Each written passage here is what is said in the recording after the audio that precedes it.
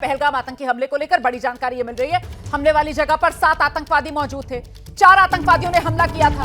हमले में शामिल आदिल और आसिफ वाघा बॉर्डर से पाकिस्तान आदिल गया था। ये एक नई जानकारी सामने निकल कर आ रही है कि आदिल जो है वो वाघा बॉर्डर से पाकिस्तान गया था। ये बड़ी खबर है। वाघा बॉर्डर से पाकिस्तान गया था आदिल। ये जानकारी जो आ रही है अपने आप में महत्वपूर्ण हो जाती है। कुल 7 आतंकवादी जिसका जिक्र पहले भी यहां पर आशीष की तरफ से किया गया था, जिनमें से 4 पाकिस्तानी और बाकी जो हैं वो कश्मीरी ही बताए जा रहे हैं। लेकिन महत्वपूर्ण ये कि वाघा बॉर्डर से पाकिस्तान गया था आदिल। सीधे जरा नीरज राजपूत का रुख करते हैं। नीरज, क्या जानकारी?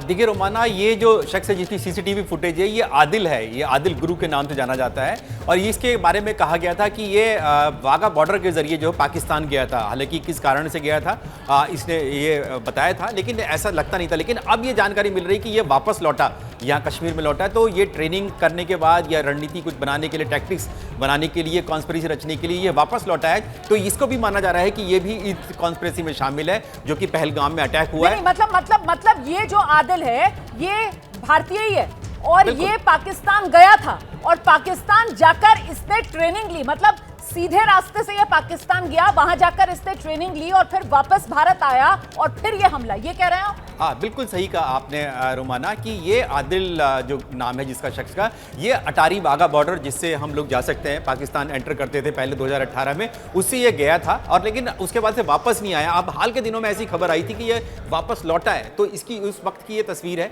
तो ऐसा लगता है कि ये जो है लौटा है और इन सब ने मिलकर, चाहे आसिफ शेख हो, आसिफ फौजी हो, इन सब ने मिलकर पाकिस्तानी खुफिया एजेंसी के साथ मिलकर, आतंकी संगठनों के साथ मिलकर, लश्कर के साथ ये इतनी बड़ी कॉन्स्पिरेसी रची है। ये सब चेहरे हैं रोमाना, ये एक एक करके सामने आएंगे कि आखिरकार कौन कौन थे इस साजिश में जो इतना बड़ा हमला किया गया। इसमें सिर्फ महज ये 4 या 5 या 6 ये टेररिस्ट नहीं है। इन सब के पीछे पूरी की पूरी एक आतंकियों की ब्रिगेड होगी, पाकिस्तानी आर्मी की खुफिया एजेंसी इसमें शामिल थी। उन सब के चेहरे एक एक करके सामने आएंगे और एबीपी न्यूज़ लगातार आपको बताता रहेगा कि आखिरकार कौन कौन से चेहरे हैं जिनको बेनकाब करना है, जिनको न्यूट्रलाइज करना है, किसी भी तरीके से करे, सेना करे, चाहे पुलिस करे, चाहे सीआरपीएफ करे, इनको एक एक करके ढूंढ के निकालना है इनके बिलों से जहां ये छिपे हुए हैं। और इनको जो इंसाफ की बात की जा रही है, जो लोग मारे गए हैं, 26 लोग मारे गए हैं, घायल हुए हैं, देश पर इतना बड़ा हमला हुआ है, उसका इंसाफ इन सबको न्यूट्रलाइज करने के बाद ही मिल पाएगा।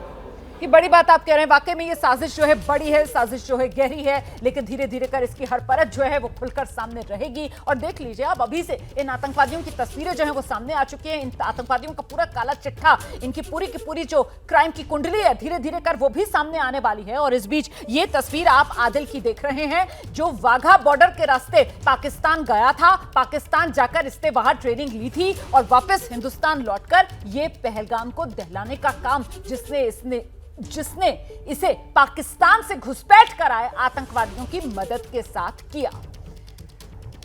इस बीच एक और बड़ी खबर आपको बता देते हैं। पहलगाम हमले को लेकर खुफिया सूत्रों के हवाले से बड़ी खबर ये आ रही है। हमले का सीधा पाकिस्तान कनेक्शन। लीजिए बड़ी खबर, पाकिस्तान से सीधा कनेक्शन हमले का।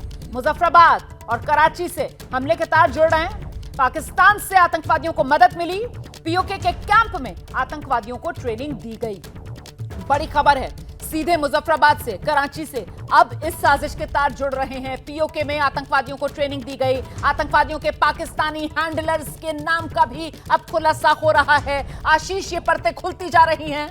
जी हाँ, बिल्कुल। अभी हम बात कर भी रहे थे कि भारत कैसे डॉसियर्स दे सकता है पाकिस्तानी हैंड का डिप्लोमेटिक कोर को। और देखिए ये बड़ी जानकारी रोमाना आ रही है हमें टॉप इंटेलिजेंस सोर्सेज से कि इंटेलिजेंस के जो इंटरसेप्ट्स भारत के पास हैं वो सीधा लिंक करते हैं पाकिस्तान से। पाकिस्तान के खासकर मुजफ्फराबाद और कराची, मुजफ्फराबाद जो कि पाकिस्तान ऑक्यूपाइड कश्मीर में है, और कराची, इन 2 जगहों के सेफ हाउसेस से बाकायदा जो डिजिटल फुटप्रिंट मिले हैं उससे भी एस्टैब्लिश हो गया है कि कैसे इसके पीछे, इस हमले को कराने के पीछे पाकिस्तान का हाथ था। रेजिस्टेंस फोर्स को हर तरह की मदद की गई। मैं आपको बता दूं, हवाला के जरिए इन तक पैसे पहुंचाए गए। अच्छा। जी हाँ, बिल्कुल। और जमीनी स्तर पर कुछ एनजीओज ने इनकी मदद की। Investigations and intercepted communications consistently link attacks to Pakistani handlers. तो ये अब बिल्कुल साफ है, ये एक फुल प्रूफ सबूत भारत के पास। फिर से मैं दोहरा दूं, मतलब एनजीओज के जरिए भी आप कह रहे हैं कि पैसे इनको पहुंचाए गए। मतलब एनजीओज जो जम्मू कश्मीर में काम कर रही हैं, जाहिर सी बात है वही एनजीओज होंगी। जी हाँ, बिल्कुल बिल्कुल। मैं आपको कॉन्क्रीट इंफॉर्मेशन दे रहा हूं जो कि इंटेलिजेंस इनपुट्स हैं और बेस्ड ऑन इंटरसेप्ट्स